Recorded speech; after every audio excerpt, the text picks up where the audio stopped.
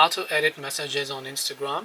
Hey everyone, welcome back to our channel. In this video I'm going to guide you on how you can edit messages on Instagram, so make sure to watch the video till the end.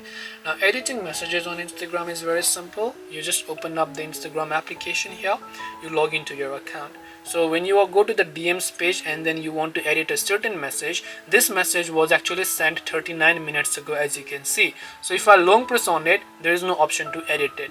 You can only edit a message as long as it is under 15 minutes of sending. So right now I send this message. If I notice a spelling mistake here, within the 15 minutes of sending that message, I can edit that message by long pressing on it, and you'll find the edit button. As for the other message, you won't find the edit button because it has already been past 15 minutes. So I can just long press on this message here, tap the edit button, and then I can simply type in any of the other messages that I prefer here. Then I can tap the done button to change it. Of course, it's going to show that it is edited over here.